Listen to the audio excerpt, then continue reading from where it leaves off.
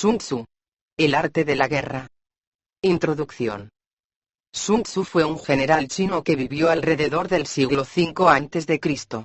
La colección de ensayos sobre el arte de la guerra atribuida a Sun Tzu es el tratado más antiguo que se conoce sobre el tema. A pesar de su antigüedad, los consejos de Sun Tzu siguen manteniendo vigencia. El arte de la guerra es el mejor libro de estrategia de todos los tiempos.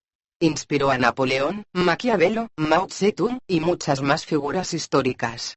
Este libro de 2500 años de antigüedad es uno de los más importantes textos clásicos chinos, en el que, a pesar del tiempo transcurrido, ninguna de sus máximas ha quedado anticuada, ni hay un solo consejo que hoy no sea útil. Pero la obra del general Sun Tzu no es únicamente un libro de práctica militar, sino un tratado que enseña la estrategia suprema de aplicar con sabiduría el conocimiento de la naturaleza humana en los momentos de confrontación. No es, por tanto, un libro sobre la guerra. Es una obra para comprender las raíces de un conflicto y buscar una solución. La mejor victoria es vencer sin combatir, nos dice Sun Tzu, y esa es la distinción entre el hombre prudente y el ignorante. La obra de Sun Tzu llegó por primera vez a Europa en el período anterior a la Revolución Francesa, en forma de una breve traducción realizada por el sacerdote jesuita J. M. Amiot. En las diversas traducciones que se han hecho desde entonces, se nombra ocasionalmente al autor como Sun Wu o Sun Tzu. El núcleo de la filosofía de Sun Tzu sobre la guerra descansa en estos dos principios. Todo el arte de la guerra se basa en el engaño. El supremo arte de la guerra es someter al enemigo sin luchar. Las ideas de Sun Tzu se extendieron por el resto de Asia hasta llegar a Japón. Los japoneses adoptaron rápidamente estas enseñanzas y, posiblemente, añadieron algunas de su propia cosecha. Hay constancia de que el principal libro japonés sobre el tema, el libro de los 5 anillos, está influido por la filosofía de Sun Tzu, ya que su autor, Miyamoto Musashi, estudió el tratado de El arte de la guerra durante su formación como samurái. Habitualmente se hace referencia a las culturas orientales como culturas de estrategia, y no es pequeña la influencia de Sun Tzu en este desarrollo cultural. Hoy en día, la filosofía del arte de la guerra ha ido más allá de los límites estrictamente militares, aplicándose a los negocios, los deportes, la diplomacia e incluso el comportamiento personal. Por ejemplo, muchas frases clave de los manuales modernos de gestión de empresas son prácticamente citas literales de la obra de Sun Tzu, cambiando, por ejemplo, ejército por empresa o armamento por recursos, sin ir más lejos. Las ideas siguen siendo completamente válidas a pesar de los 25 siglos transcurridos desde que se escribieron. Capítulo 1. Sobre la evaluación. Sun Tzu dice: la guerra es de vital importancia para el Estado. Es el dominio de la vida o de la muerte, el camino hacia la supervivencia o la pérdida del imperio. Es forzoso manejarla bien. No reflexionar seriamente sobre todo lo que le concierne es dar prueba de una culpable indiferencia en lo que respecta a la conservación o pérdida de lo que nos es más querido. Y ello no debe ocurrir entre nosotros. Hay que valorarla en términos de 5 factores fundamentales, y hacer comparaciones entre diversas condiciones de los bandos rivales, con vistas a determinar el resultado de la guerra. El primero de estos factores es la doctrina, el segundo, el tiempo, el tercero, el terreno, el cuarto, el mando, y el quinto, la disciplina. La doctrina significa aquello que hace que el pueblo esté en armonía con su gobernante, de modo que le siga donde sea, sin temer por sus vidas ni a correr cualquier peligro. El tiempo significa el yin y el yang, la noche y el día, el frío y el calor, días despejados o lluviosos, y el cambio de las estaciones. El terreno implica las distancias, y hace referencia a dónde es fácil o difícil desplazarse, y si es campo abierto o lugares estrechos, y esto influencia las posibilidades de supervivencia. El mando ha de tener como cualidades: sabiduría, sinceridad, benevolencia, coraje y disciplina. Por último, la disciplina ha de ser comprendida como la organización del ejército, las graduaciones y rangos entre los oficiales, la regulación de las rutas de suministros, y la provisión de material militar al ejército. Estos 5 factores fundamentales han de ser conocidos por cada general. Aquel que los domina, vence. Aquel que no, sale derrotado. Por lo tanto, al trazar los planes, han de compararse los siguientes 7 factores, valorando cada uno con el mayor cuidado. ¿Qué dirigente es más sabio y capaz? ¿Qué comandante posee el mayor talento? ¿Qué ejército obtiene ventajas de la naturaleza y el terreno? ¿En qué ejército se observan mejor las regulaciones y las instrucciones? ¿Qué tropas son más fuertes? ¿Qué ejército tiene oficiales y tropas mejor entrenadas? ¿Qué ejército administra recompensas y castigos de forma más justa? Mediante el estudio de estos 7 factores, seré capaz de adivinar cuál de los dos bandos saldrá victorioso y cuál será derrotado. El general que siga mi consejo, es seguro que vencerá. Ese general ha de ser mantenido al mando. Aquel que ignore mi consejo, ciertamente será derrotado. Ese debe ser destituido. Tras prestar atención a mi consejo y planes, el general debe crear una situación que contribuya a su cumplimiento. Por situación quiero decir que debe tomar en consideración la situación del campo, y actuar de acuerdo con lo que le es ventajoso. El arte de la guerra se basa en el engaño. Por lo tanto, cuando es capaz de atacar, ha de aparentar incapacidad. Cuando las tropas se mueven, aparentar inactividad. Si está cerca del enemigo, ha de hacerle creer que está lejos. Si está lejos, aparentar que se está cerca. Poner cebos para atraer al enemigo. Golpear al enemigo cuando está desordenado. Prepararse contra él cuando está seguro en todas partes. Evitarlo durante un tiempo cuando es más fuerte. Si tu oponente tiene un temperamento colérico, intenta irritarle. Si es arrogante, trata de fomentar su egoísmo. Si las tropas enemigas se hallan bien preparadas tras una reorganización, intenta desordenarlas. Si están unidas, siembra la disensión entre sus filas. Ataca al enemigo cuando no está preparado, y aparece cuando no te espera. Estas son las claves de la victoria para el estratega.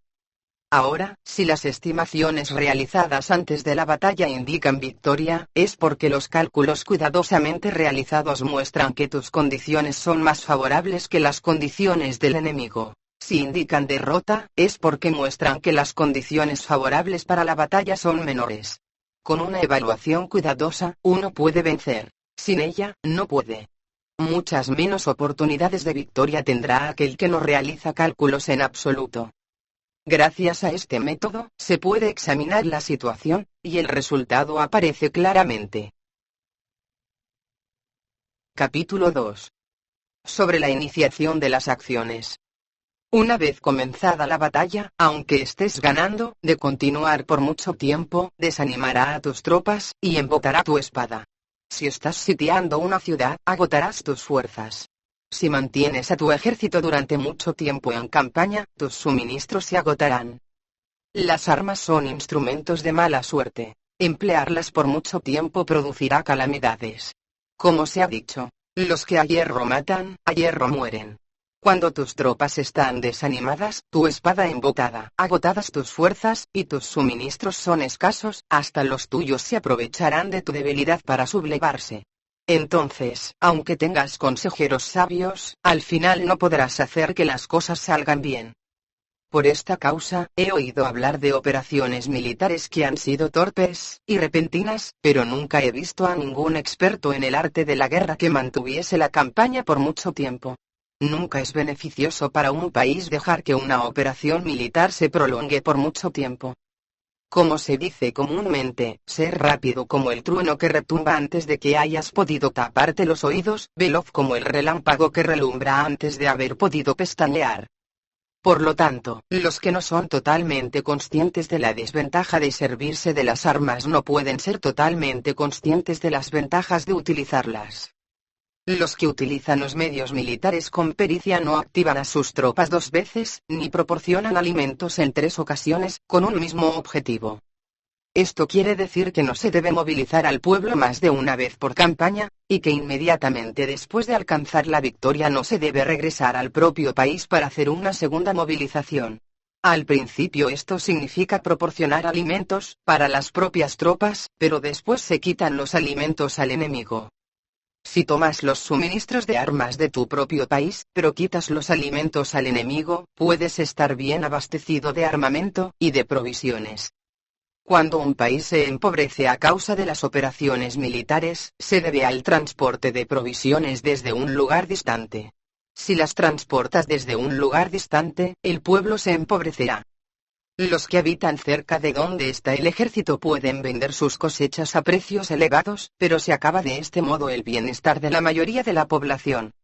Cuando se transportan las provisiones muy lejos, la gente se arruina a causa del alto costo.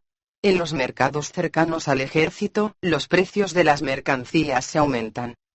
Por lo tanto, las largas campañas militares constituyen una lacra para el país. Cuando se agotan los recursos, los impuestos se recaudan bajo presión. Cuando el poder y los recursos se han agotado, se arruina el propio país. Se priva al pueblo de gran parte de su presupuesto, mientras que los gastos del gobierno para armamentos se elevan. Los habitantes constituyen la base de un país, los alimentos son la felicidad del pueblo. El príncipe debe respetar este hecho, y ser sobrio y austero en sus gastos públicos. En consecuencia, un general inteligente lucha por desproveer al enemigo de sus alimentos. Cada porción de alimentos tomados al enemigo equivale a 20 que te suministras a ti mismo. Así pues, lo que arrasa al enemigo es la imprudencia, y la motivación de los tuyos en asumir los beneficios de los adversarios. Cuando recompenses a tus hombres con los beneficios que ostentaban los adversarios, los harás luchar por propia iniciativa, y así podrás tomar el poder y la influencia que tenía el enemigo. Es por esto por lo que se dice que donde hay grandes recompensas hay hombres valientes. Por consiguiente, en una batalla de carros, recompensa primero al que tome al menos 10 carros. Si recompensas a todo el mundo, no habrá suficiente para todos, así pues, ofrece una recompensa a un soldado para animar a todos los demás. Cambia sus colores, de los soldados enemigos hechos prisioneros, utilízalos mezclados con los tuyos. Trata bien a los soldados, y préstales atención. Los soldados prisioneros deben ser bien tratados, para conseguir que en el futuro luchen para ti. A esto se llama vencer al adversario e incrementar por añadidura tus propias fuerzas. Si utilizas al enemigo para derrotar al enemigo, serás poderoso en cualquier lugar a donde vayas. Así pues, lo más importante en una operación militar es la victoria, y no la persistencia. Esta última no es beneficiosa. Un ejército es como el fuego. Si no lo apagas, se consumirá por sí mismo. Por lo tanto, sabemos que el que está a la cabeza del ejército está a cargo de las vidas de los habitantes, y de la seguridad de la nación. Capítulo 3. Sobre las proposiciones de la victoria y la derrota. Como regla general, es mejor conservar a un enemigo intacto que destruirlo.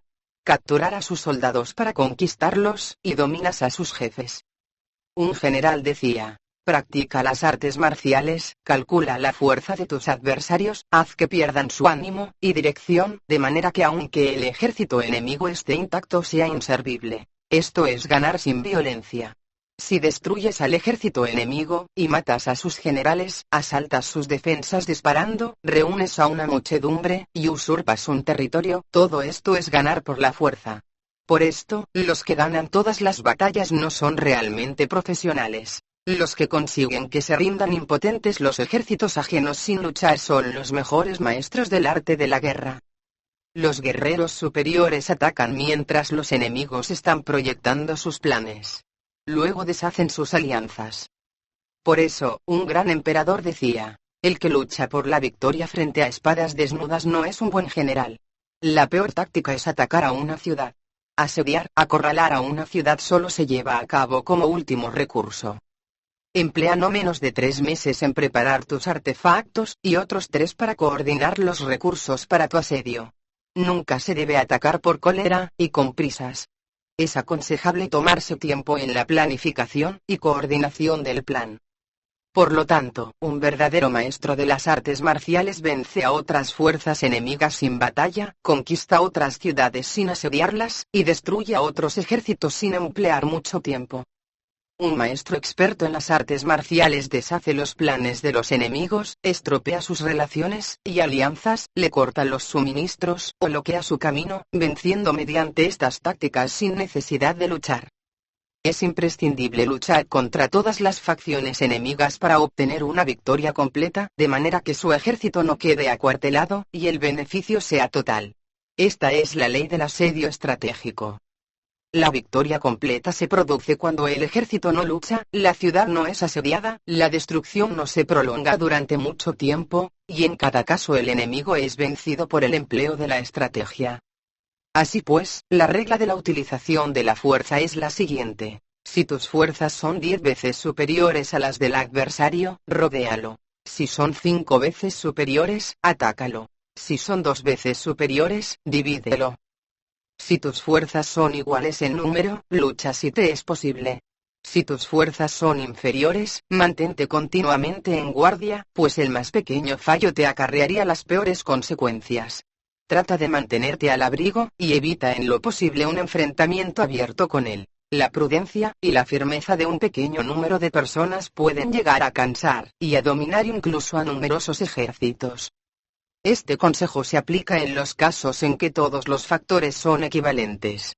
Si tus fuerzas están en orden mientras que las suyas están inmersas en el caos, si tú y tus fuerzas están con ánimo, y ellos desmoralizados, entonces, aunque sean más numerosos, puedes entrar en batalla. Si tus soldados, tus fuerzas, tu estrategia, y tu valor son menores que las de tu adversario, entonces debes retirarte, y buscar una salida. En consecuencia, si el bando más pequeño es obstinado, cae prisionero del bando más grande. Esto quiere decir que si un pequeño ejército no hace una valoración adecuada de su poder, y se atreve a enemistarse con una gran potencia, por mucho que su defensa sea firme, inevitablemente se convertirá en conquistado. Si no puedes ser fuerte, pero tampoco sabes ser débil, serás derrotado. Los generales son servidores del pueblo. Cuando su servicio es completo, el pueblo es fuerte. Cuando su servicio es defectuoso, el pueblo es débil. Así pues, existen 3 maneras en las que un príncipe lleva al ejército al desastre. Cuando un príncipe, ignorando los hechos, ordena avanzar a sus ejércitos, o retirarse cuando no deben hacerlo. A esto se le llama inmovilizar al ejército. Cuando un príncipe ignora los asuntos militares, pero comparte en pie de igualdad el mando del ejército, los soldados acaban confusos. Cuando el príncipe ignora cómo llevar a cabo las maniobras militares, pero comparte por igual su dirección, los soldados están vacilantes. Una vez que los ejércitos están confusos y vacilantes, empiezan los problemas procedentes de los adversarios. A esto se le llama perder la victoria por trastornar el aspecto militar. Si intentas utilizar los métodos de un gobierno civil para dirigir una operación militar, la operación será confusa. Triunfan aquellos que saben cuándo luchar, y cuándo no. Saben discernir cuándo utilizar muchas, o pocas tropas. Tienen tropas cuyos rangos superiores e inferiores tienen el mismo objetivo. Se enfrentan con preparativos a enemigos desprevenidos. Tienen generales competentes, y no limitados por sus gobiernos civiles. Estas 5 son las maneras de conocer al futuro vencedor. Hablar de que el príncipe sea el que da las órdenes en todo es como el general solicitarle permiso al príncipe para poder apagar un fuego. Para cuando sea autorizado, ya no quedan sino cenizas.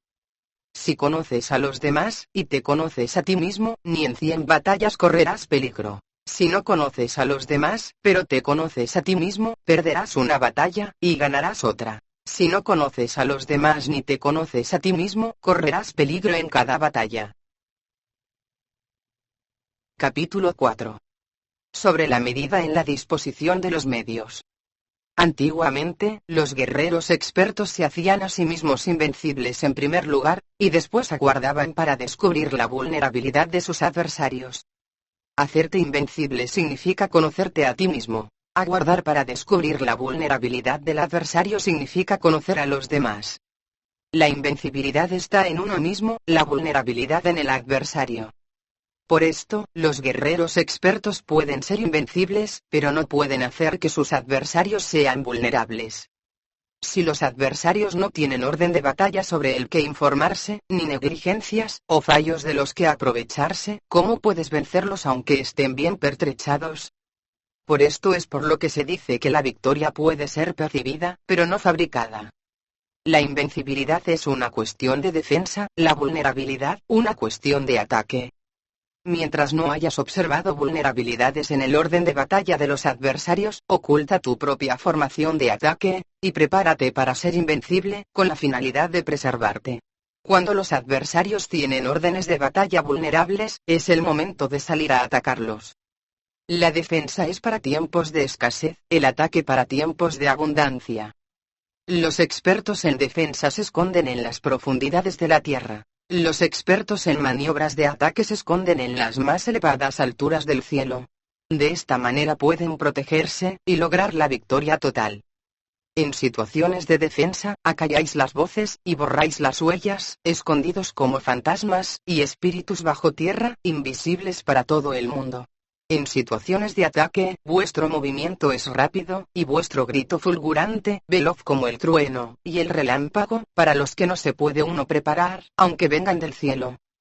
Prever la victoria cuando cualquiera la puede conocer no constituye verdadera destreza. Todo el mundo elogia la victoria ganada en batalla, pero esa victoria no es realmente tan buena. Todo el mundo elogia la victoria en la batalla, pero lo verdaderamente deseable es poder ver el mundo de lo sutil, y darte cuenta del mundo de lo oculto, hasta el punto de ser capaz de alcanzar la victoria donde no existe forma. No se requiere mucha fuerza para levantar un cabello, no es necesario tener una vista aguda para ver el sol y la luna, ni se necesita tener mucho oído para escuchar el retumbar del trueno. Lo que todo el mundo conoce no se llama sabiduría. La victoria sobre los demás obtenida por medio de la batalla no se considera una buena victoria. En la antigüedad, los que eran conocidos como buenos guerreros vencían cuando era fácil vencer. Si solo eres capaz de asegurar la victoria tras enfrentarte a un adversario en un conflicto armado, esa victoria es una dura victoria.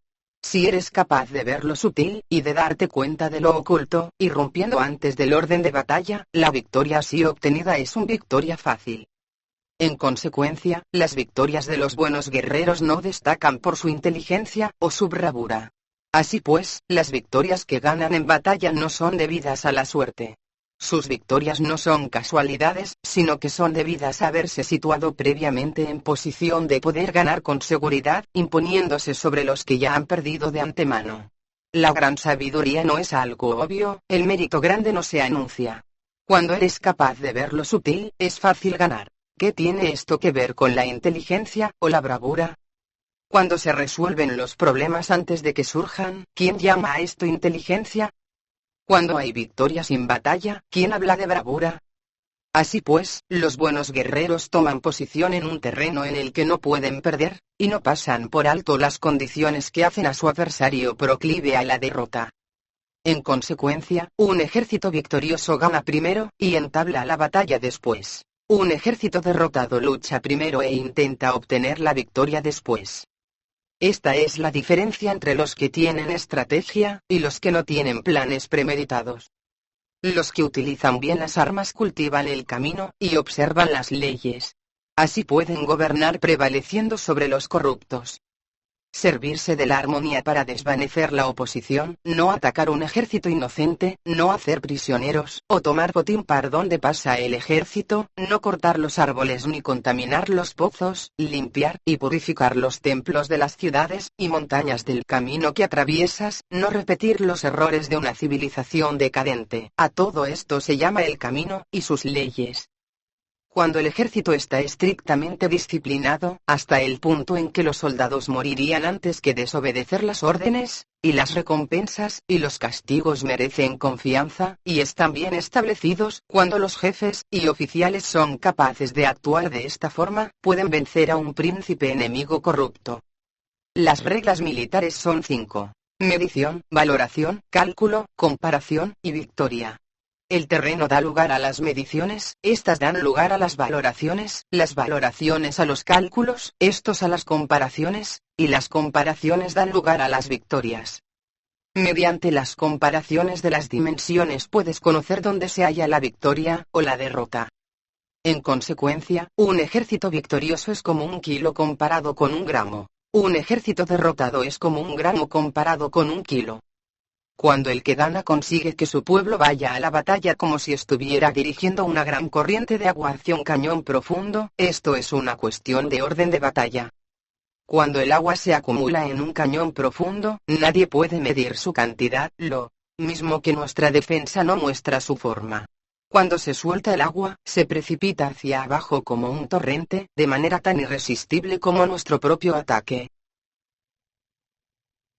Capítulo 5. Sobre la firmeza. La fuerza es la energía acumulada, o la que se percibe. Esto es muy cambiante. Los expertos son capaces de vencer al enemigo creando una percepción favorable en ellos, así obtener la victoria sin necesidad de ejercer su fuerza. Gobernar sobre muchas personas como si fueran poco es una cuestión de dividirlas en grupos o sectores es organización. Batallar contra un gran número de tropas como si fueran pocas es una cuestión de demostrar la fuerza, símbolos y señales. Se refiere a lograr una percepción de fuerza y poder en la oposición. En el campo de batalla se refiere a las formaciones y banderas utilizadas para desplegar las tropas y coordinar sus movimientos. Lograr que el ejército sea capaz de combatir contra el adversario sin ser derrotado es una cuestión de emplear métodos ortodoxos o heterodoxos. La ortodoxia y la heterodoxia no es algo fijo, sino que se utilizan como un ciclo. Un emperador que fue un famoso guerrero y administrador, hablaba de manipular las percepciones de los adversarios sobre lo que es ortodoxo y heterodoxo, y después atacar inesperadamente, combinando ambos métodos hasta convertirlo en uno, volviéndose así indefinible para el enemigo. Que el efecto de las fuerzas sea como el de piedras arrojadas sobre huevos, es una cuestión de lleno y vacío. Cuando induces a los adversarios a atacarte en tu territorio, su fuerza siempre está vacía en desventaja. Mientras que no compitas en lo que son los mejores, tu fuerza siempre estará llena.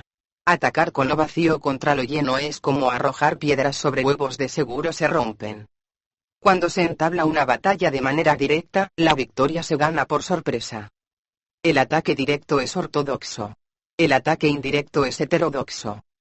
Solo hay dos clases de ataques en la batalla: el extraordinario por sorpresa, y el directo ordinario, pero sus variantes son innumerables.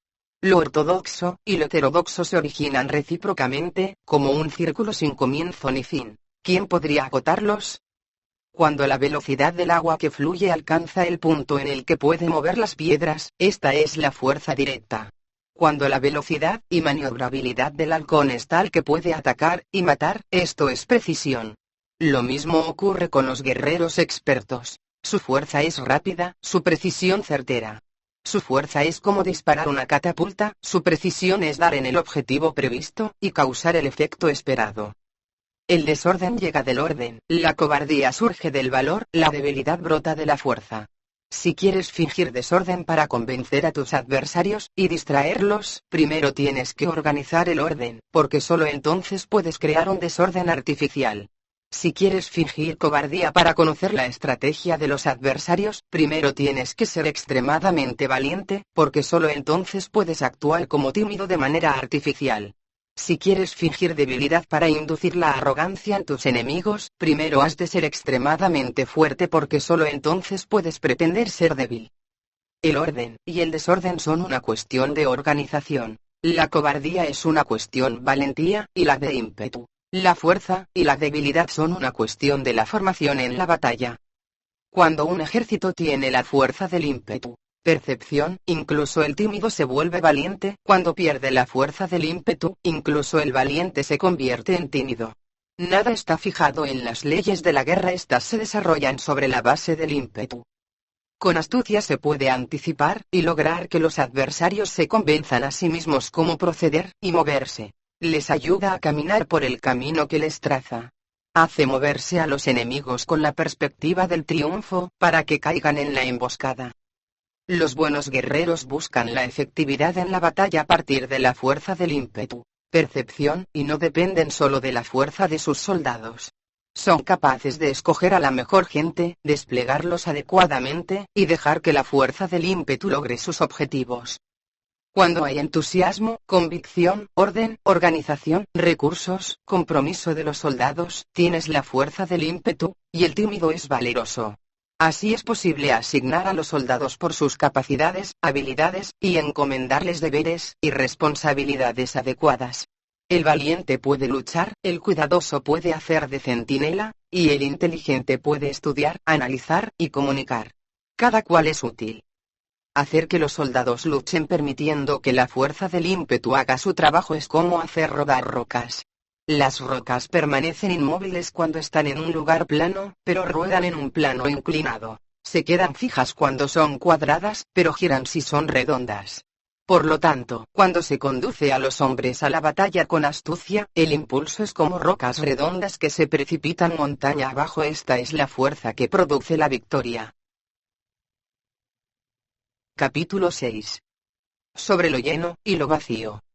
Los que anticipan, se preparan, y llegan primero al campo de batalla, y esperan al adversario están en posición descansada. Los que llegan los últimos al campo de batalla, los que improvisan, y entablan la lucha quedan agotados. Los buenos guerreros hacen que los adversarios vengan a ellos, y de ningún modo se dejan atraer fuera de su fortaleza. Si haces que los adversarios vengan a ti para combatir, su fuerza estará siempre vacía. Si no sales a combatir, tu fuerza estará siempre llena. Este es el arte de vaciar a los demás, y de llenarte a ti mismo. Lo que impulsa a los adversarios a venir hacia ti por propia decisión es la perspectiva de ganar. Lo que desanima a los adversarios de ir hacia ti es la probabilidad de sufrir daños. Cuando los adversarios están en posición favorable, debes cansarlos. Cuando están bien alimentados, cortar los suministros. Cuando están descansando, hacer que se pongan en movimiento. Ataca inesperadamente, haciendo que los adversarios se agoten corriendo para salvar sus vidas. Interrumpe sus provisiones, arrasa sus campos, y corta sus vías de aprovisionamiento. Aparece en lugares críticos, y ataca donde menos se lo esperen, haciendo que tengan que acudir al rescate.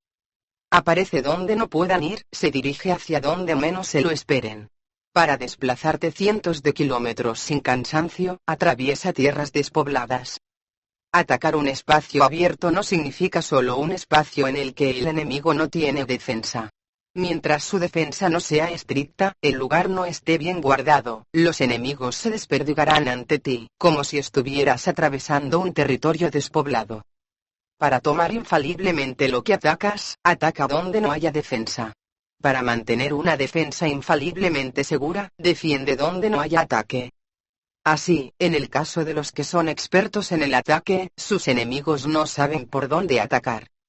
Cuando se cumplen las instrucciones, las personas son sinceramente leales y comprometidas, los planes y preparativos para la defensa implantados con firmeza, siendo tan sutil y reservado que no se revelan las estrategias de ninguna forma, y los adversarios se sienten inseguros, y su inteligencia no les sirve para nada. Sé extremadamente sutil, discreto, hasta el punto de no tener forma. Sé completamente misterioso y confidencial, hasta el punto de ser silencioso. De esta manera podrás dirigir el destino de tus adversarios. Para avanzar sin encontrar resistencia, arremete por sus puntos débiles. Para retirarte de manera esquiva, sé más rápido que ellos. Las situaciones militares se basan en la velocidad. Llega como el viento, muévete como el relámpago, y los adversarios no podrán vencerte. Por lo tanto, cuando quieras entrar en batalla, incluso si el adversario está atrincherado en una posición defensiva, no podrá evitar luchar si atacas en el lugar en el que debe acudir irremediablemente al rescate. Cuando no quieras entrar en batalla, incluso si trazas una línea en el terreno que quieres conservar, el adversario no puede combatir contigo porque le das una falsa pista. Esto significa que cuando los adversarios llegan para atacarte, no luchas con ellos, sino que estableces un cambio estratégico para confundirlos y llenarlos de incertidumbre. Por consiguiente, cuando induces a otros a efectuar una formación, mientras que tú mismo permaneces sin forma, estás concentrado, mientras que tu adversario está dividido. Haz que los adversarios vean como extraordinario lo que es ordinario para ti. Haz que vean como ordinario lo que es extraordinario para ti. Esto es inducir al enemigo a efectuar una formación. Una vez vista la formación del adversario, concentras tus tropas contra él. Como tu formación no está a la vista, el adversario dividirá seguramente sus fuerzas. Cuando estás concentrado formando una sola fuerza, mientras que el enemigo está dividido en 10, estás atacando a una concentración de 1 contra 10, así que tus fuerzas superan a las suyas. Si puedes atacar a unos pocos soldados con muchos, diezmarás el número de tus adversarios. Cuando estás fuertemente atrincherado, te has hecho fuerte tras buenas barricadas, y no dejas filtrar ninguna información sobre tus fuerzas, sal afuera sin información precisa, ataca, y conquista de manera incontenible. No han de conocer dónde piensas librar la batalla, porque cuando no se conoce, el enemigo destaca muchos puestos de vigilancia, y en el momento en el que se establecen numerosos puestos solo tienes que combatir contra pequeñas unidades. Así pues, cuando su vanguardia está preparada, su retaguardia es defectuosa, y cuando su retaguardia está preparada, su vanguardia presenta puntos débiles. Las preparaciones de su ala derecha significarán carencia en su ala izquierda. Las preparaciones por todas partes significará ser vulnerable por todas partes. Esto significa que cuando las tropas están de guardia en muchos lugares, están forzosamente desperdigadas en pequeñas unidades. Cuando se dispone de pocos soldados se está a la defensiva contra el adversario. El que dispone de muchos hace que el enemigo tenga que defenderse. Cuantas más defensas induces a adoptar a tu enemigo, más debilitado quedará. Así, si conoces el lugar y la fecha de la batalla, puedes acudir a ella aunque estés a 1000 kilómetros de distancia. Si no conoces el lugar y la fecha de la batalla, entonces tu flanco izquierdo no puede salvar al derecho, tu vanguardia no puede salvar a tu retaguardia, y tu retaguardia no puede salvar a tu vanguardia, ni siquiera en un territorio de unas pocas docenas de kilómetros. Si tienes muchas más tropas que los demás, ¿cómo puede ayudarte este factor para obtener la victoria?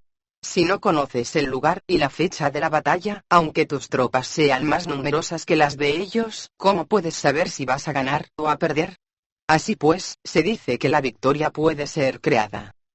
Si haces que los adversarios no sepan el lugar y la fecha de la batalla, siempre puedes vencer. Incluso si los enemigos son numerosos, puede hacerse que no entren en combate. Por tanto, haz tu valoración sobre ellos para averiguar sus planes, y determinar qué estrategia puede tener éxito, y cuál no. Incítalos a la acción para descubrir cuál es el esquema general de sus movimientos, y descansa.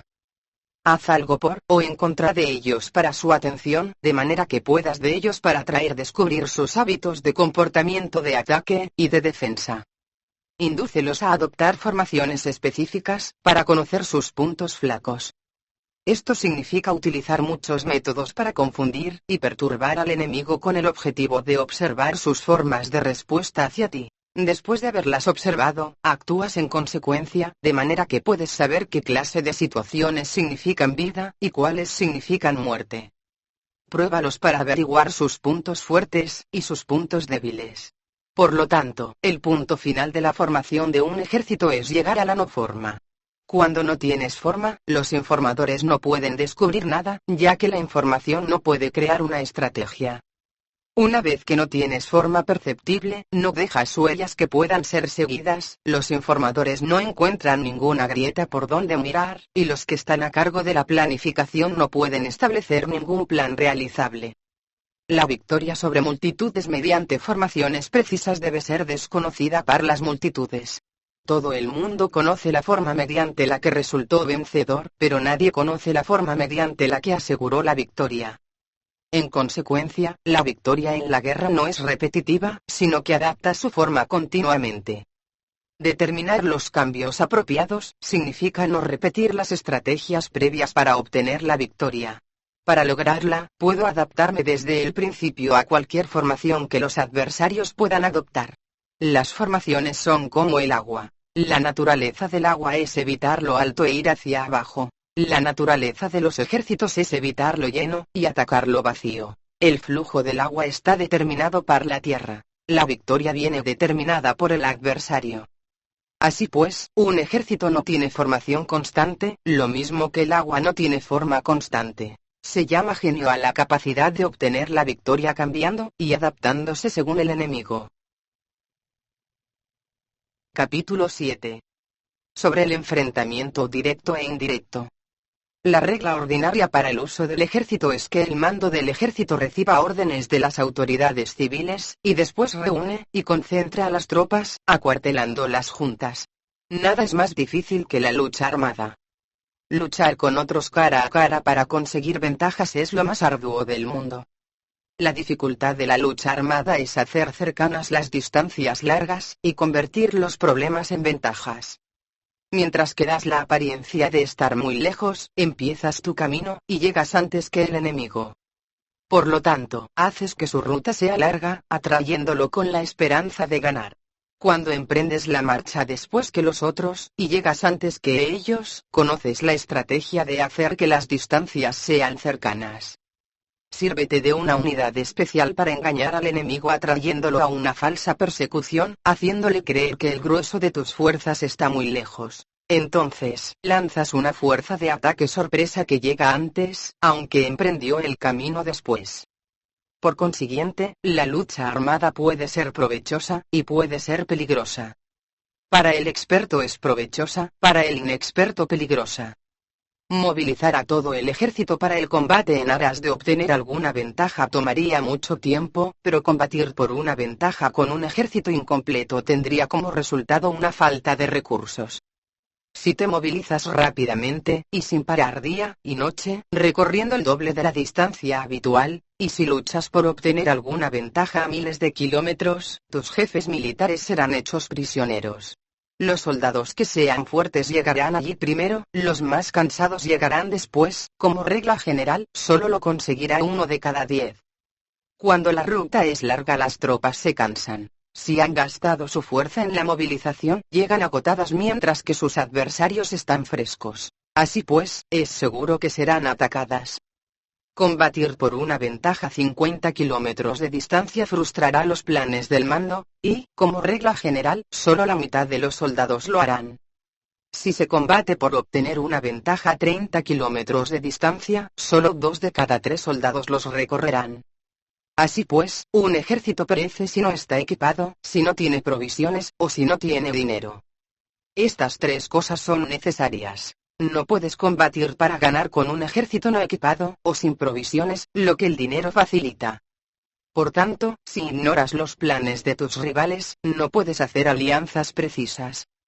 A menos que conozcas las montañas, y los bosques, los desfiladeros, y los pasos, y la condición de los pantanos, no puedes maniobrar con una fuerza armada. A menos que utilices guías locales, no puedes aprovecharte de las ventajas del terreno. Solo cuando conoces cada detalle de la condición del terreno puedes maniobrar y guerrear. Por consiguiente, una fuerza militar se usa según la estrategia prevista, se moviliza mediante la esperanza de recompensa, y se adapta mediante la división y la combinación. Una fuerza militar se establece mediante la estrategia en el sentido de que distraes al enemigo para que no pueda conocer cuál es tu situación real, y no pueda imponer su supremacía. Se moviliza mediante la esperanza de recompensa, en el sentido de que entra en acción cuando ve la posibilidad de obtener una ventaja. Dividir y volver a hacer combinaciones de tropas se hace para confundir al adversario, y observar cómo reacciona frente a ti. De esta manera puedes adaptarte para obtener la victoria. Por eso, cuando una fuerza militar se mueve con rapidez es como el viento. Cuando va lentamente es como el bosque. Es voraz como el fuego e inmóvil como las montañas. Es rápida como el viento en el sentido que llega sin avisar, y desaparece como el relámpago. Es como un bosque porque tiene un orden. Es voraz como el fuego que devasta una planicie sin dejar tras sí ni una brizna de hierba. Es inmóvil como una montaña cuando se acuartela. Es tan difícil de conocer como la oscuridad. Su movimiento es como un trueno que retumba. Para ocupar un lugar, divide a tus tropas. Para expandir tu territorio, divide los beneficios. La regla general de las operaciones militares es desproveer de alimentos al enemigo todo lo que se pueda. Sin embargo, en localidades donde la gente no tiene mucho, es necesario dividir a las tropas en grupos más pequeños para que puedan tomar en diversas partes lo que necesitan, ya que solo así tendrán suficiente. En cuanto a dividir el botín, significa que es necesario repartirlo entre las tropas para guardar lo que ha sido ganado, no dejando que el enemigo lo recupere. Actúa después de haber hecho una estimación. Gana el que conoce primero la medida de lo que está lejos, y lo que está cerca. Esta es la regla general de la lucha armada. El primero que hace el movimiento es el invitado, el último es el anfitrión. El invitado lo tiene difícil, el anfitrión lo tiene fácil. Cerca y lejos significan desplazamiento. El cansancio, el hambre y el frío surgen del desplazamiento. Un antiguo libro que trata de asuntos militares dice: las palabras no son escuchadas, por eso se hacen los símbolos y los tambores. Las banderas y los estandartes se hacen a causa de la ausencia de visibilidad. Símbolos, tambores, banderas y estandartes se utilizan para concentrar y unificar los oídos y los ojos de los soldados. Una vez que están unificados, el valiente no puede actuar solo, ni el tímido puede retirarse solo. Esta es la regla general del empleo de un grupo. Unificar los oídos y los ojos de los soldados significa hacer que miren y escuchen al unísono de manera que no caigan en la confusión y el desorden. Las señales se utilizan para indicar direcciones e impedir que los individuos vayan a donde se les antoje. Así pues, en batallas nocturnas, utiliza fuegos y tambores, y en batallas diurnas sírvete de banderas y estandartes, para manipular los oídos y los ojos de los soldados. Utiliza muchas señales para confundir las percepciones del enemigo, y hacerle temer tu temible poder militar. De esta forma, haces desaparecer la energía de sus ejércitos, y desmoralizas a sus generales. En primer lugar, has de ser capaz de mantenerte firme en tu propio corazón. Solo entonces puedes desmoralizar a los generales enemigos. Por esto, la tradición afirma que los habitantes de otros tiempos tenían la firmeza para desmoralizar, y la antigua ley de los que conducían carros de combate decía que cuando la mente original es firme, la energía fresca es victoriosa. De este modo, la energía de la mañana está llena de ardor, la del mediodía decae, y la energía de la noche se retira. En consecuencia, los expertos en el manejo de las armas prefieren la energía entusiasta, atacan la decadente, y la que se bate en retirada. Son ellos los que dominan la energía. Cualquier débil en el mundo se dispone a combatir en un minuto si se siente animado, pero cuando se trata realmente de tomar las armas, y de entrar en batalla, es poseído por la energía. Cuando esta energía se desvanece, se detendrá, estará asustado, y se arrepentirá de haber comenzado. La razón por la que esa clase de ejércitos miran por encima del hombro a enemigos fuertes, lo mismo que miran a las doncellas vírgenes, es porque se están aprovechando de su agresividad, estimulada por cualquier causa. Utilizar el orden para enfrentarse al desorden, utilizar la calma para enfrentarse con los que se agitan, esto es dominar el corazón. A menos que tu corazón esté totalmente abierto, y tu mente en orden, no puedes esperar ser capaz de adaptarte a responder sin límites, a manejar los acontecimientos de manera infalible, a enfrentarte a dificultades graves e inesperadas sin turbarte, dirigiendo cada cosa sin confusión. Dominar la fuerza es esperar a los que vienen de lejos, aguardar con toda comodidad a los que se han fatigado, y con el estómago saciado a los hambrientos. Esto es lo que se quiere decir cuando se habla de atraer a otros hacia donde estás, al tiempo que evitas ser inducido a ir hacia donde están ellos. Evitar la confrontación contra formaciones de combate bien ordenadas, y no atacar grandes batallones constituye el dominio de la adaptación. Por tanto, la regla general de las operaciones militares es no enfrentarse a una gran montaña ni oponerse al enemigo de espaldas a esta. Esto significa que si los adversarios están en un terreno elevado, no debes atacarles cuesta arriba, y que cuando efectúan una carga cuesta abajo, no debes hacerles frente. No persigas a los enemigos cuando finjan una retirada, ni ataques tropas expertas. Si los adversarios huyen de repente antes de agotar su energía, seguramente hay emboscadas esperándote para atacar a tus tropas. En este caso, debes retener a tus oficiales para que no se lancen en su persecución. No consumas la comida de sus soldados. Si el enemigo abandona de repente sus provisiones, estas han de ser probadas antes de ser comidas, por si están envenenadas. No detengas a ningún ejército que esté en camino a su país. Bajo estas circunstancias, un adversario luchará hasta la muerte. Hay que dejarle una salida a un ejército rodeado. Muéstrales una manera de salvar la vida para que no estén dispuestos a luchar hasta la muerte, y así podrás aprovecharte para atacarles. No presiones a un enemigo desesperado. Un animal agotado seguirá luchando, pues esa es la ley de la naturaleza. Estas son las leyes de las operaciones militares. Capítulo 8. Sobre los 9 cambios. Por lo general, las operaciones militares están bajo el del gobernante civil para dirigir al ejército. El general no debe levantar su campamento en un terreno difícil. Deja que se establezcan relaciones diplomáticas en las fronteras. No permanezcas en un territorio árido ni aislado. Cuando te halles en un terreno cerrado, prepara alguna estrategia, y muévete. Cuando te halles en un terreno mortal, lucha.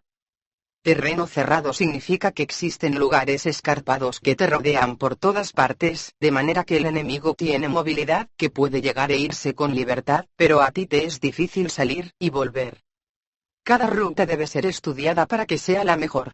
Hay rutas que no debes usar, ejércitos que no han de ser atacados, ciudades que no deben ser rodeadas, terrenos sobre los que no se debe combatir, y órdenes de gobernantes civiles que no deben ser obedecidas.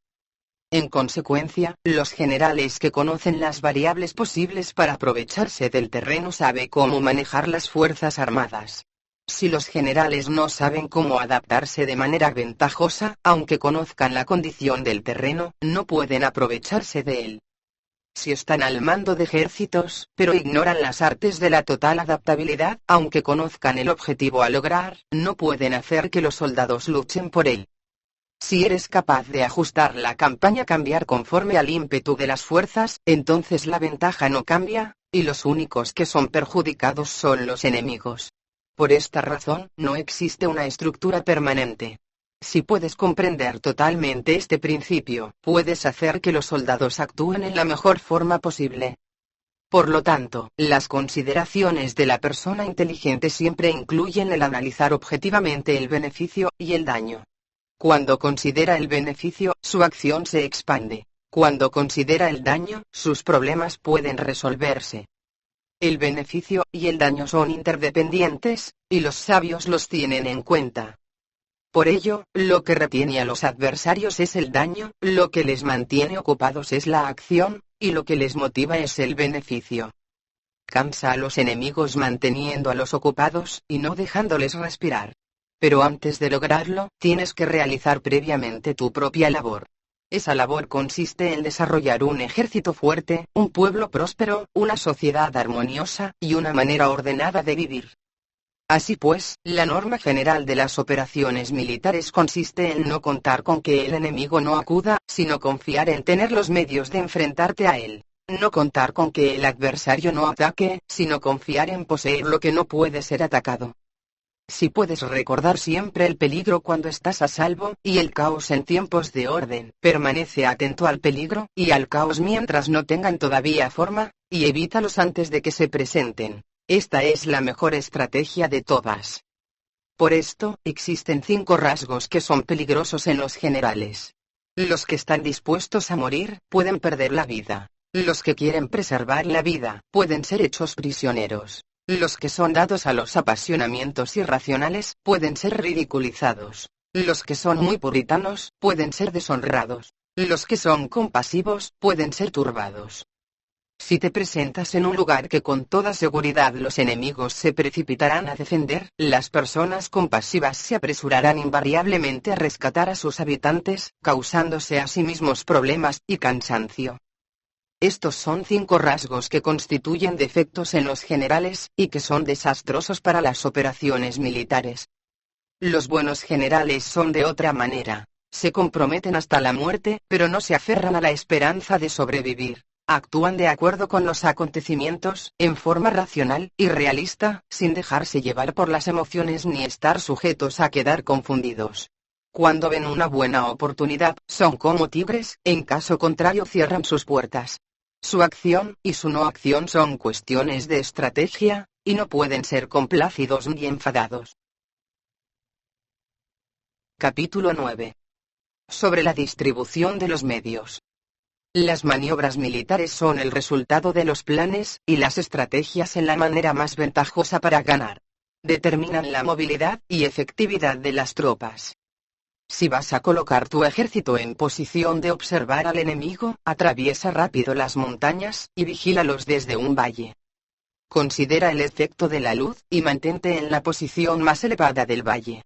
Cuando combatas en una montaña, ataca desde arriba hacia abajo, y no al revés. Combate estando cuesta abajo, y nunca cuesta arriba. Evita que el agua divida tus fuerzas, aléjate de las condiciones desfavorables lo antes que te sea posible. No te enfrentes a los enemigos dentro del agua. Es conveniente dejar que pasen la mitad de sus tropas, y en ese momento dividirlas, y atacarlas. No te sitúes río abajo.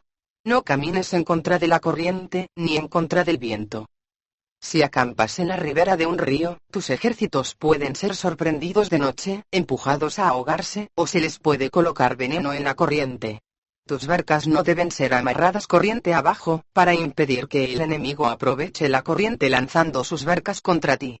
Si atraviesas pantanos, hazlo rápidamente. Si te encuentras frente a un ejército en medio de un pantano, permanece cerca de sus plantas acuáticas, o respaldado por los árboles. En una llanura, toma posiciones desde las que sea fácil maniobrar, manteniendo las elevaciones del terreno detrás, y a tu derecha, estando las partes más bajas delante, y las más altos detrás. Generalmente, un ejército prefiere un terreno elevado, y evita un terreno bajo, aprecia la luz, y detesta la oscuridad. Los terrenos elevados son estimulantes, y por lo tanto, la gente se halla a gusto en ellos, además son convenientes para adquirir la fuerza del ímpetu. Los terrenos bajos son húmedos, lo cual provoca enfermedades, y dificulta el combate. Cuida de la salud física de tus soldados con los mejores recursos disponibles. Cuando no existe la enfermedad en un ejército, se dice que éste es invencible. Donde haya montículos y terraplenes, sitúate en su lado soleado, manteniéndolos siempre a tu derecha y detrás. Colocarse en la mejor parte del terreno es ventajoso para una fuerza militar. La ventaja en una operación militar consiste en aprovecharse de todos los factores beneficiosos del terreno. Cuando llueve río arriba, y la corriente trae consigo la espuma, si quieres cruzarlo, espera a que escampe. Siempre que un terreno presente barrancos infranqueables, lugares cerrados, trampas, riesgos, grietas, y prisiones naturales, debes abandonarlo rápidamente, y no acercarte a él. En lo que a mí concierne, siempre me mantengo alejado de estos accidentes del terreno, de manera que los adversarios estén más cerca que yo de ellos. Doy la cara a estos accidentes, de manera que queden a espaldas del enemigo. Entonces estás en situación ventajosa, y él tiene condiciones desfavorables. Cuando un ejército se está desplazando, si atraviesa territorios montañosos con muchas corrientes de agua, y pozos, o pantanos cubiertos de juncos, o bosques vírgenes llenos de árboles y vegetación, es imprescindible escudriñarlos totalmente, y con cuidado, ya que estos lugares ayudan a las emboscadas, y a los espías. Es esencial bajar del caballo, y escudriñar el terreno, por si existen tropas escondidas para tenderte una emboscada. También podría ser que hubiera espías al acecho observándote, y escuchando tus instrucciones, y movimientos. Cuando el enemigo está cerca, pero permanece en calma, quiere decir que se halla en una posición fuerte. Cuando está lejos pero intenta provocar hostilidades, quiere que avances. Si, además, su posición es accesible, eso quiere decir que le es favorable. Si un adversario no conserva la posición que le es favorable por las condiciones del terreno, y se sitúa en otro lugar conveniente, debe ser porque existe alguna ventaja táctica para obrar de esta manera. Si se mueven los árboles, es que el enemigo se está acercando. Si hay obstáculos entre los matorrales, es que has tomado un mal camino. La idea de poner muchos obstáculos entre la maleza es hacerte pensar que existen tropas emboscadas escondidas en medio de ella. Si los pájaros alzan el vuelo, hay tropas emboscadas en el lugar. Si los animales están asustados, existen tropas atacantes. Si se elevan columnas de polvo altas y espesas, hay carros que se están acercando. Si son bajas y anchas, se acercan soldados a pie. Humaredas esparcidas significan que se está cortando leña. Pequeñas polvaredas que van y vienen indican que hay que levantar el campamento. Si los emisarios del enemigo pronuncian palabras humildes mientras que éste incrementa sus preparativos de guerra, esto quiere decir que va a avanzar. Cuando se pronuncian palabras altisonantes, y se avanza ostentosamente, es señal de que el enemigo se va a retirar.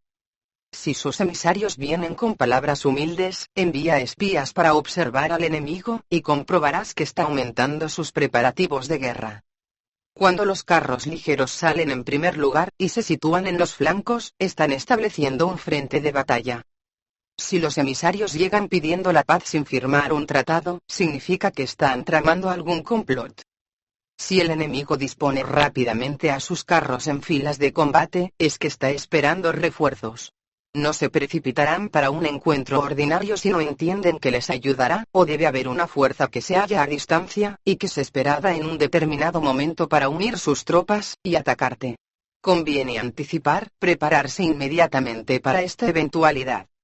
Si la mitad de sus tropas avanza, y la otra mitad retrocede, es que el enemigo piensa traerte a una trampa. El enemigo está fingiendo en este caso confusión y desorden para incitarte a que avances. Si los soldados enemigos se apoyan unos en otros, es que están hambrientos. Si los aguadores beben en primer lugar, es que las tropas están sedientas. Si el enemigo ve una ventaja pero no la aprovecha, es que está cansado. Si los pájaros se reúnen en el campo enemigo, es que el lugar está vacío.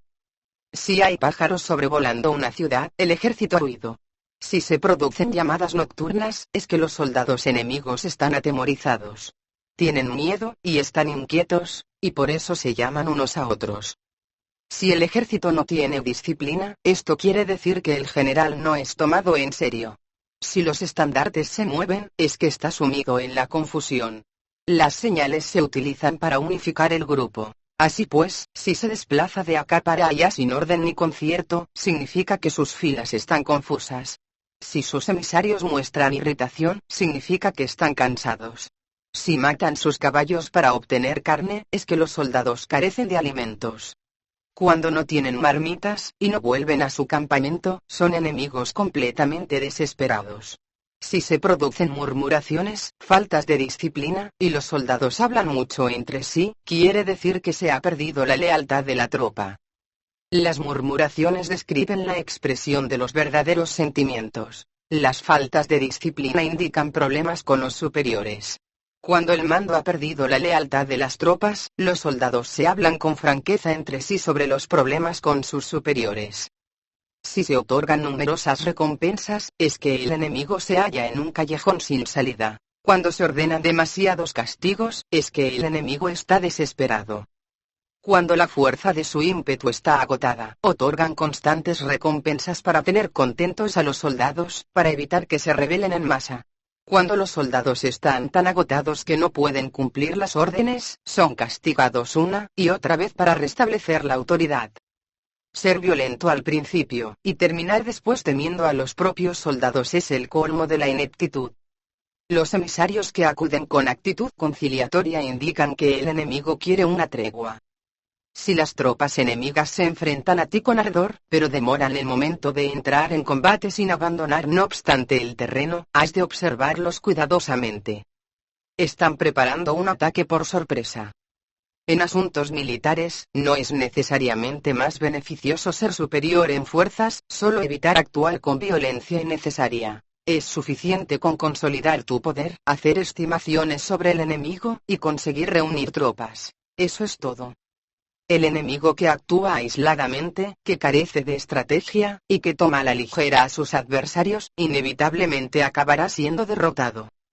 Si tu plan no contiene una estrategia de retirada, o posterior al ataque, sino que confías exclusivamente en la fuerza de tus soldados, y tomas a la ligera a tus adversarios sin valorar su condición, con toda seguridad caerás prisionero. Si se castiga a los soldados antes de haber conseguido que sean leales al mando, no obedecerán, y si no obedecen, serán difíciles de emplear. Tampoco podrán ser empleados si no se lleva a cabo ningún castigo, incluso después de haber obtenido su lealtad. Cuando existe un sentimiento subterráneo de aprecio y confianza, y los corazones de los soldados están ya vinculados al mando, si se relaja la disciplina, los soldados se volverán arrogantes, y será imposible emplearlos. Por lo tanto, dirígelos mediante el arte civilizado, y unifícalos mediante las artes marciales. Esto significa una victoria continua. Arte civilizado significa humanidad, y artes marciales significan reglamentos. Mándalos con humanidad y benevolencia, unifícalos de manera estricta y firme. Cuando la benevolencia y la firmeza son evidentes, es posible estar seguro de la victoria. Cuando las órdenes se dan de manera clara, sencilla y consecuente a las tropas, éstas las aceptan.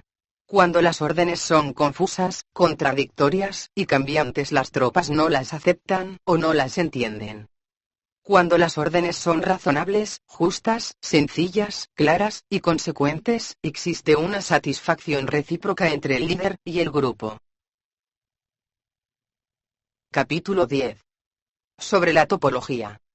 Algunos terrenos son fáciles, otros difíciles, algunos neutros, otros estrechos, accidentados o abiertos.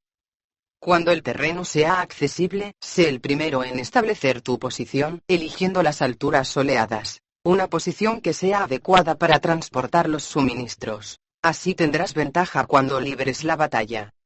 Cuando estés en un terreno difícil de salir, estás limitado. En este terreno, si tu enemigo no está preparado, puedes vencer si sigues adelante, pero si el enemigo está preparado, y sigues adelante, tendrás muchas dificultades para volver de nuevo a él, lo cual jugará en contra tuya. Cuando es un terreno desfavorable para ambos bandos, se dice que es un terreno neutro. En un terreno neutro, incluso si el adversario te ofrece una ventaja, no te aproveches de ella. Retírate, induciendo a salir a la mitad de las tropas enemigas, y entonces cae sobre él aprovechándote de esta condición favorable. En un terreno estrecho, si eres el primero en llegar, debes ocuparlo totalmente, y esperar al adversario. Si él llega antes, no lo persigas si bloquea a los desfiladeros. Persíguelo solo si no los bloquea. En terreno accidentado, si eres el primero en llegar, debes ocupar sus puntos altos y soleados, y esperar al adversario. Si éste los ha ocupado antes, retírate y no lo persigas. En un terreno abierto, la fuerza del ímpetu se encuentra igualada, y es difícil provocarle a combatir de manera desventajosa para él. Entender estas 6 clases de terreno es la responsabilidad principal del general, y es imprescindible considerarlos. Estas son las configuraciones del terreno. Los generales que las ignoran salen derrotados. Así pues, entre las tropas están las que huyen, las que se retraen, las que se derrumban, las que se rebelan, y las que son derrotadas. Ninguna de estas circunstancias constituyen desastres naturales, sino que son debidas a los errores de los generales. Las tropas que tienen el mismo ímpetu, pero que atacan en proporción de 1 contra 10, salen derrotadas. Los que tienen tropas fuertes pero cuyos oficiales son débiles, quedan retraídos. Los que tienen soldados débiles al mando de oficiales fuertes, se verán en apuros. Cuando los oficiales superiores están encolerizados, y son violentos, y se enfrentan al enemigo por su cuenta, y por despecho, y cuando los generales ignoran sus capacidades, el ejército se desmoronará. Como norma general, para poder vencer al enemigo, todo el mando militar debe tener una sola intención, y todas las fuerzas militares deben cooperar. Cuando los generales son débiles, y carecen de autoridad, cuando las órdenes no son claras, cuando oficiales y soldados no tienen solidez, y las formaciones son anárquicas, se produce revuelta. Los generales que son derrotados son aquellos que son incapaces de calibrar a los adversarios, e entran en combate con fuerzas superiores en número, o mejor equipadas, y no seleccionan a sus tropas según los niveles de preparación de las mismas. Si empleas soldados sin seleccionar a los preparados de los no preparados, a los arrojados, y a los timoratos, te estás buscando tu propia derrota. Estas son las 6 maneras de ser derrotado. La comprensión de estas situaciones es la responsabilidad suprema de los generales, y deben ser consideradas. La primera es no calibrar el número de fuerzas. La segunda, la ausencia de un sistema claro de recompensas y castigos. La tercera, la insuficiencia de entrenamiento. La cuarta es la pasión irracional. La quinta es la ineficacia de la ley del orden. Y la sexta es el fallo de no seleccionar a los soldados fuertes y resueltos. La configuración del terreno puede ser un apoyo para el ejército. Para los jefes militares, el curso de la acción adecuada es calibrar al adversario para asegurar la victoria, y calcular los riesgos y las distancias. Salen vencedores los que libran batallas conociendo estos elementos. Salen derrotados los que luchan ignorándolos. Por lo tanto, cuando las leyes de la guerra señalan una victoria segura, es claramente apropiado entablar batalla, incluso si el gobierno ha dado órdenes de no atacar. Si las leyes de la guerra no indican una victoria segura, es adecuado no entrar en batalla, aunque el gobierno haya dado la orden de atacar. De este modo se avanza sin pretender la gloria, se ordena la retirada sin evitar la responsabilidad, con el único propósito de proteger a la población, y en beneficio también del gobierno. Así se rinde un servicio valioso a la nación. Avanzar y retirarse en contra de las órdenes del gobierno no se hace por interés personal, sino para salvaguardar las vidas de la población, y en auténtico beneficio del gobierno. Servidores de esta talla son muy útiles para un pueblo. Mira por tus soldados como miras por un recién nacido. Así estarán dispuestos a seguirte hasta los valles más profundos. Cuida de tus soldados como cuidas de tus queridos hijos, y morirán gustosamente contigo. Pero si eres tan amable con ellos que no los puedes utilizar, si eres tan indulgente que no les puedes dar órdenes, tan informal que no puedes disciplinarlos, tus soldados serán como niños mimados, y, por lo tanto, inservibles. Las recompensas no deben utilizarse solas, ni debe confiarse solamente en los castigos. En caso contrario, las tropas, como niños mimosos, se acostumbran a disfrutar, o a quedar resentidas por todo. Esto es dañino, y los vuelve inservibles. Si sabes que tus soldados son capaces de atacar, pero ignoras si el enemigo es invulnerable a un ataque, tienes solo la mitad de posibilidades de ganar. Si sabes que tu enemigo es vulnerable a un ataque, pero ignoras si tus soldados son capaces de atacar, solo tienes la mitad de posibilidades de ganar. Si sabes que el enemigo es vulnerable a un ataque, y tus soldados pueden llevarlo a cabo, pero ignoras si la condición del terreno es favorable para la batalla, tienes la mitad de probabilidades de vencer. Por lo tanto, los que conocen las artes marciales no pierden el tiempo cuando efectúan sus movimientos, ni se agotan cuando atacan. Debido a esto se dice que cuando te conoces a ti mismo, y conoces a los demás, la victoria no es un peligro. Cuando conoces el cielo y la tierra, la victoria es inagotable. Capítulo 11. Sobre las 9 clases de terreno. Conforme a las leyes de las operaciones militares, existen 9 clases de terreno. Si intereses locales luchan entre sí en su propio territorio, a este se le llama terreno de dispersión. Cuando los soldados están apegados a su casa, y combaten cerca de su hogar, pueden ser dispersados con facilidad. Cuando penetras en un territorio ajeno, pero no lo haces en profundidad, a este se le llama territorio ligero. Esto significa que los soldados pueden regresar fácilmente. El territorio que puede resultarte ventajoso si lo tomas, y ventajoso al enemigo si es él quien lo conquista, se llama terreno clave. Un terreno de lucha inevitable es cualquier enclave defensivo, o paso estratégico. Un territorio igualmente accesible para ti, y para los demás se llama terreno de comunicación. El territorio que está rodeado por 3 territorios rivales, y es el primero en proporcionar libre acceso a él a todo el mundo se llama terreno de intersección. El terreno de intersección es aquel en el que convergen las principales vías de comunicación uniéndolas entre sí. Sé el primero en ocuparlo, y la gente tendrá que ponerse de tu lado. Si lo obtienes, te encuentras seguro. Si lo pierdes, corres peligro. Cuando penetras en profundidad en un territorio ajeno, y dejas detrás muchas ciudades y pueblos, a este terreno se le llama difícil. Es un terreno del que es difícil regresar. Cuando atraviesas montañas boscosas, desfiladeros abruptos u otros accidentes difíciles de atravesar, a esto se le llama terreno desfavorable. Cuando el acceso es estrecho, y la salida es tortuosa, de manera que una pequeña unidad enemiga puede atacarte, aunque tus tropas sean más numerosas, a este se le llama terreno cercado. Si eres capaz de una gran adaptación, puedes atravesar este territorio. Si solo puedes sobrevivir en un territorio luchando con rapidez, y si es fácil morir si no lo haces, a este se le llama terreno mortal. Las tropas que se encuentran en un terreno mortal están en la misma situación que si se encontraran en una barca que se hunde, o en una casa ardiendo. Así pues, no combatas en un terreno de dispersión, no te detengas en un terreno ligero, no ataques en un terreno clave ocupado por el enemigo, no dejes que tus tropas sean divididas en un terreno de comunicación. En terrenos de intersección, establece comunicaciones. En terrenos difíciles, entra aprovisionado. En terrenos desfavorables, continúa marchando. En terrenos cercados, haz planes. En terrenos mortales, lucha. En un terreno de dispersión, los soldados pueden huir.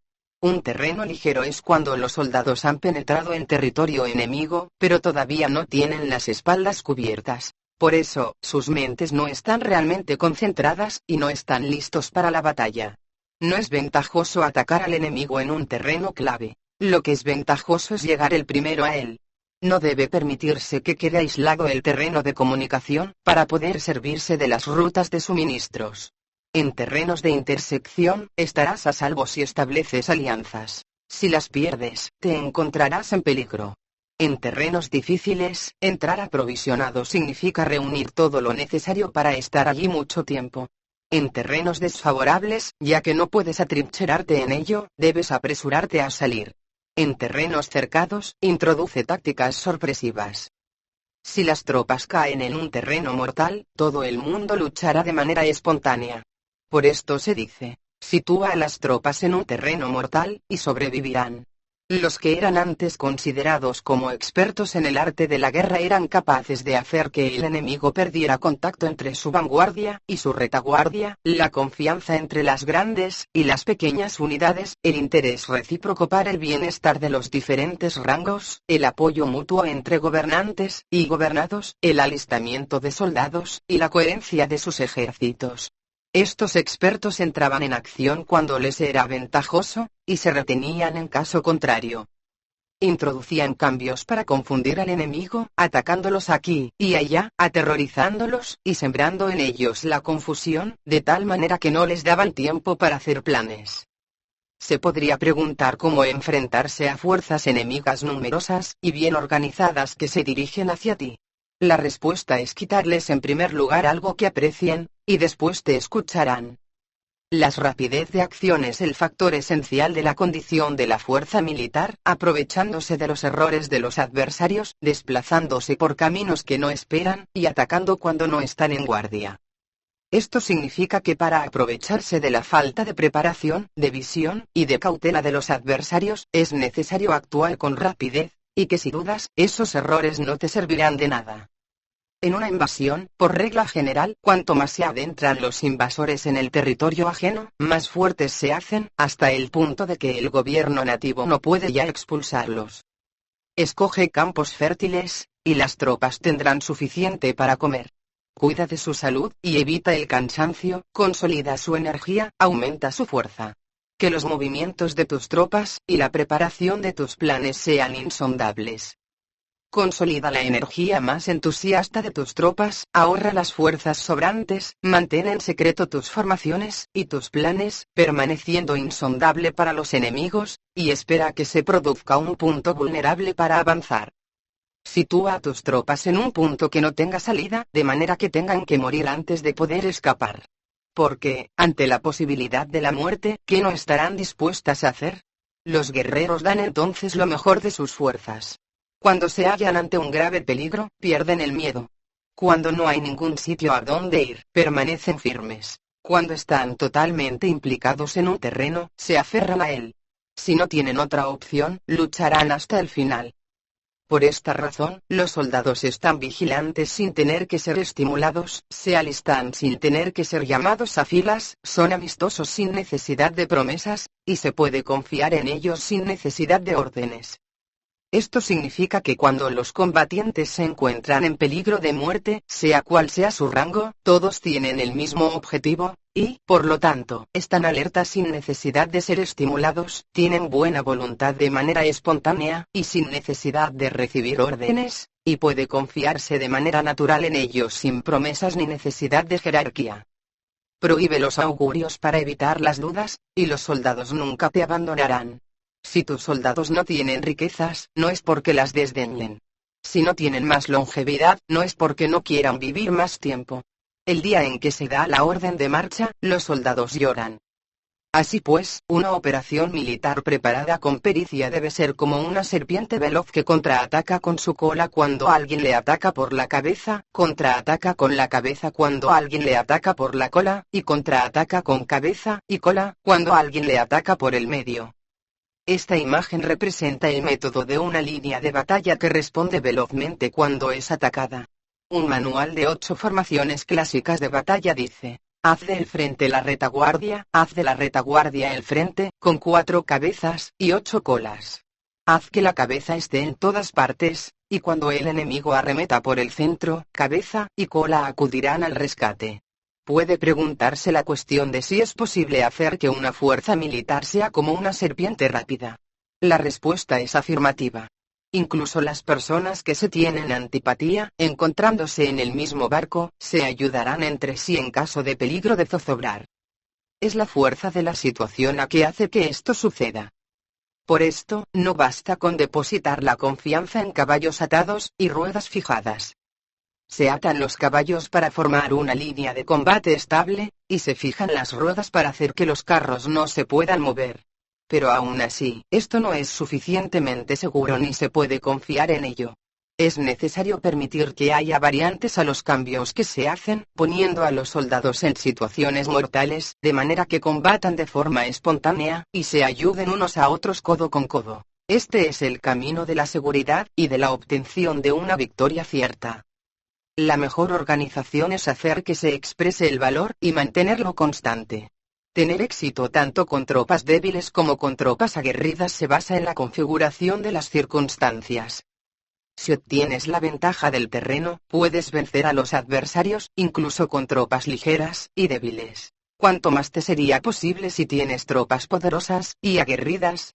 Lo que hace posible la victoria a ambas clases de tropas es las circunstancias del terreno. Por lo tanto, los expertos en operaciones militares logran la cooperación de la tropa, de tal manera que dirigir un grupo es como dirigir a un solo individuo que no tiene más que una sola opción. Corresponde al general ser tranquilo, reservado, justo y metódico. Sus planes son tranquilos y absolutamente secretos para que nadie pueda descubrirlos. Su mando es justo y metódico, así que nadie se atreve a tomarlo a la ligera. Puede mantener a sus soldados sin información y en completa ignorancia de sus planes. Cambia sus acciones y revisa sus planes, de manera que nadie pueda reconocerlos. Cambia de lugar su emplazamiento, y se desplaza por caminos sinuosos, de manera que nadie pueda anticiparse. Puedes ganar cuando nadie puede entender en ningún momento cuáles son tus intenciones. Dice un gran hombre. El principal engaño que se valora en las operaciones militares no se dirige solo a los enemigos, sino que empieza por las propias tropas, para hacer que le sigan a uno sin saber a dónde van. Cuando un general fija una meta a sus tropas, es como el que sube a un lugar elevado, y después retira la escalera. Cuando un general se adentra muy en el interior del territorio enemigo, está poniendo a prueba todo su potencial.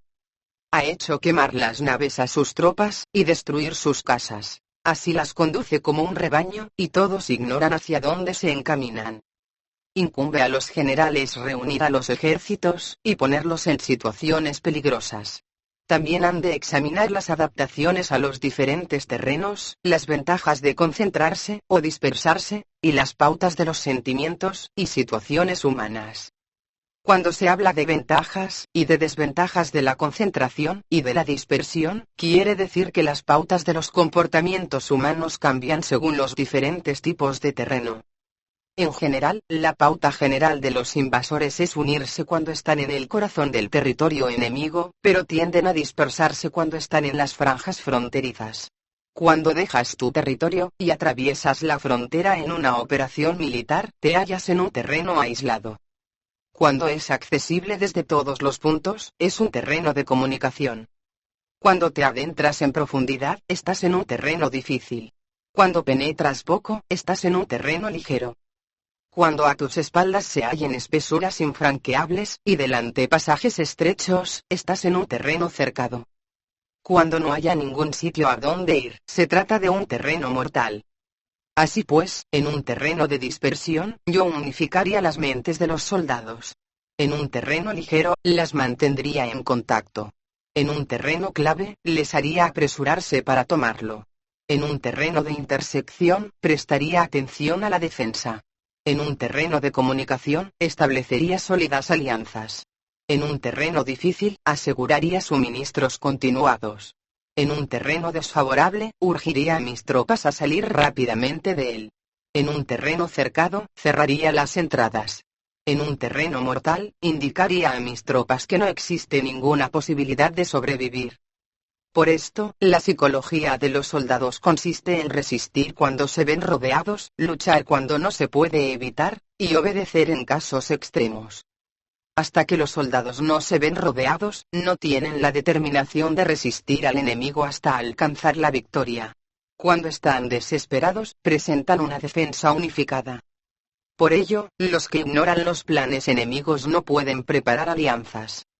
Los que ignoran las circunstancias del terreno no pueden hacer maniobrar a sus fuerzas. Los que no utilizan guías locales no pueden aprovecharse del terreno. Los militares de un gobierno eficaz deben conocer todos estos factores. Cuando el ejército de un gobierno eficaz ataca a un gran territorio, el pueblo no se puede unir. Cuando su poder sobrepasa a los adversarios, es imposible hacer alianzas. Si puedes averiguar los planes de tus adversarios, aprovéchate del terreno, y haz maniobrar al enemigo de manera que se encuentre indefenso. En este caso, ni siquiera un gran territorio puede reunir suficientes tropas para detenerte. Por lo tanto, si no luchas por obtener alianzas, ni aumentas el poder de ningún país, pero extiendes tu influencia personal amenazando a los adversarios, todo ello hace que el país, y las ciudades enemigas sean vulnerables. Otorga recompensas que no estén reguladas, y da órdenes desacostumbradas. Considera la ventaja de otorgar recompensas que no tengan precedentes, observa cómo el enemigo hace promesas sin tener en cuenta los códigos establecidos. Maneja las tropas como si fueran una sola persona. Empléalas en tareas reales, pero no les hables. Motívalas con recompensas, pero no les comentes los perjuicios posibles. Emplea a tus soldados solo en combatir, sin comunicarles tu estrategia. Déjales conocer los beneficios que les esperan, pero no les hables de los daños potenciales. Si la verdad se filtra, tu estrategia puede hundirse. Si los soldados empiezan a preocuparse, se volverán vacilantes y temerosos. Colócalos en una situación de posible exterminio, y entonces lucharán para vivir. Ponles en peligro de muerte, y entonces sobrevivirán. Cuando las tropas afrontan peligros, son capaces de luchar para obtener la victoria. Así pues, la tarea de una operación militar es fingir acomodarse a las intenciones del enemigo. Si te concentras totalmente en este, puedes matar a su general aunque estés a kilómetros de distancia. A esto se llama cumplir el objetivo con pericia. Al principio te acomodas a sus intenciones, después matas a sus generales. Esta es la pericia en el cumplimiento del objetivo. Así, el día en que se declara la guerra, se cierran las fronteras, se rompen los salvoconductos, y se impide el paso de emisarios. Los asuntos se deciden rigurosamente desde que se comienza a planificar y establecer la estrategia desde la casa o cuartel general. El rigor en los cuarteles generales en la fase de planificación se refiere al mantenimiento del secreto. Cuando el enemigo ofrece oportunidades, aprovéchalas inmediatamente. Entérate primero de lo que pretende, y después anticípate a él. Mantén la disciplina, y adáptate al enemigo, para determinar el resultado de la guerra. Así, al principio eres como una doncella, y el enemigo abre sus puertas. Entonces, tú eres como una liebre suelta, y el enemigo no podrá expulsarte. Capítulo 12. Sobre el arte de atacar por el fuego. Existen 5 clases de ataques mediante el fuego: quemar a las personas, quemar los suministros, quemar el equipo, quemar los almacenes, y quemar las armas. El uso del fuego tiene que tener una base, y exige ciertos medios. Existen momentos adecuados para encender fuegos, concretamente cuando el tiempo es seco y ventoso. Normalmente, en ataques mediante el fuego es imprescindible seguir los cambios producidos por este. Cuando el fuego está dentro del campamento enemigo, prepárate rápidamente desde fuera. Si los soldados se mantienen en calma cuando el fuego se ha declarado, espera y no ataques. Cuando el fuego alcance su punto álgido, síguelo, si puedes. Si no, espera. En general, el fuego se utiliza para sembrar la confusión en el enemigo, y así poder atacarle. Cuando el fuego puede ser prendido en campo abierto, no esperes hacerlo en su interior. Hazlo cuando sea oportuno. Cuando el fuego sea atizado para el viento, no ataques en dirección contraria a este. No es eficaz luchar contra el ímpetu del fuego, porque el enemigo luchará en este caso hasta la muerte. Si ha soplado el viento durante el día, a la noche amainará. Un viento diurno cesará al anochecer, un viento nocturno cesará al amanecer.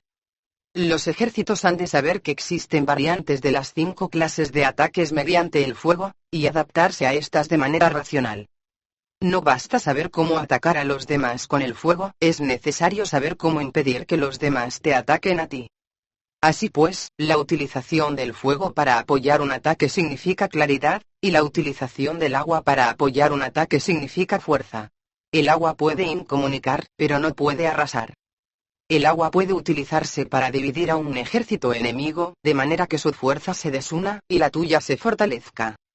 Ganar combatiendo, o llevar a cabo un asedio victorioso sin recompensar a los que han hecho méritos trae mala fortuna, y se hace merecedor de ser llamado avaro.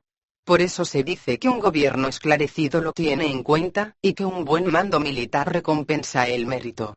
No moviliza a sus tropas cuando no hay ventajas que obtener, ni actúa cuando no hay nada que ganar, ni luchan cuando no existe peligro. Las armas son instrumentos de mal augurio, y la guerra es un asunto peligroso. Es indispensable impedir una derrota desastrosa, y por lo tanto, no vale la pena movilizar un ejército por razones insignificantes. Las armas solo deben utilizarse cuando no existe otro remedio. Un gobierno no debe movilizar un ejército por ira, y los jefes militares no deben provocar la guerra por cólera. Actúa cuando sea beneficioso. En caso contrario, desiste. La ira puede convertirse en alegría, y la cólera puede convertirse en placer, pero un pueblo destruido no puede hacérsele renacer, y la muerte no puede convertirse en vida. En consecuencia, un gobierno esclarecido presta atención a todo esto, y un buen mando militar lo tiene en cuenta. Esta es la manera de mantener a la nación a salvo, y de conservar intacto a su ejército. Capítulo 13. Sobre la concordia y la discordia. Una operación militar significa un gran esfuerzo para el pueblo, y la guerra puede durar muchos años para obtener una victoria de un día. Así pues, fallar en conocer la situación de los adversarios por economizar en aprobar gastos para investigar y estudiar a la oposición es extremadamente inhumano, y no es típico de un buen jefe militar, de un consejero de gobierno, ni de un gobernante victorioso. Por lo tanto, lo que posibilita a un gobierno inteligente, y a un mando militar sabio vencer a los demás, y lograr triunfos extraordinarios con esa información esencial. La información previa no puede obtenerse de fantasmas ni espíritus, ni se puede tener por analogía, ni descubrir mediante cálculos. Debe obtenerse de personas que conozcan la situación del adversario. Existen 5 clases de espías: el espía nativo, el espía interno, el doble agente, el espía liquidable, y el espía flotante. Cuando están activos todos ellos, nadie conoce sus rutas. A esto se le llama genio organizativo, y se aplica al gobernante. Los espías nativos se contratan entre los habitantes de una localidad. Los espías internos se contratan entre los funcionarios enemigos. Los agentes dobles se contratan entre los espías enemigos. Los espías liquidables transmiten falsos datos a los espías enemigos. Los espías flotantes vuelven para traer sus informes. Entre los funcionarios del régimen enemigo, se hallan aquellos con los que se puede establecer contacto, y a los que se puede sobornar para averiguar la situación de su país, y descubrir cualquier plan que se trame contra ti. También pueden ser utilizados para crear desavenencias, y desarmonía. En consecuencia, nadie en las Fuerzas Armadas es tratado con tanta familiaridad como los espías, ni a nadie se le otorgan recompensas tan grandes como a ellos, ni hay asunto más secreto que el espionaje. Si no se trata bien a los espías, pueden convertirse en renegados, y trabajar para el enemigo. No se pueden utilizar a los espías sin sagacidad y conocimiento. No puede uno servirse de espías sin humanidad y justicia, no se puede obtener la verdad de los espías sin sutileza. Ciertamente, es un asunto muy delicado. Los espías son útiles en todas partes. Cada asunto requiere un conocimiento previo. Si algún asunto de espionaje es divulgado antes de que el espía haya informado, este y el que lo haya divulgado deben eliminarse. Siempre que quieras atacar a un ejército, asediar una ciudad o atacar a una persona, has de conocer previamente la identidad de los generales que la defienden, de sus aliados, sus visitantes, sus centinelas, y de sus criados. Así pues, haz que tus espías averigüen todo sobre ellos. Siempre que vayas a atacar y a combatir, debes conocer primero los talentos de los servidores del enemigo, y así puedes enfrentarte a ellos según sus capacidades. Debes buscar agentes enemigos que hayan venido a espiarte, sobornarlos e inducirlos a pasarse a tu lado, para poder utilizarlos como agentes dobles. Con la información obtenida de esta manera, puedes encontrar espías nativos y espías internos para contratarlos. Con la información obtenida de estos, puedes fabricar información falsa sirviéndote de espías liquidables. Con la información así obtenida, puedes hacer que los espías flotantes actúen según los planes previstos. Es esencial para un gobernante conocer las 5 clases de espionaje, y este conocimiento depende de los agentes dobles. Así pues, estos deben ser bien tratados. Así, solo un gobernante brillante, o un general sabio que pueda utilizar a los más inteligentes para el espionaje, puede estar seguro de la victoria. El espionaje es esencial para las operaciones militares, y los ejércitos dependen de él para llevar a cabo sus acciones. No será ventajoso para el ejército actuar sin conocer la situación del enemigo, y conocer la situación del enemigo no es posible sin el espionaje. Fin.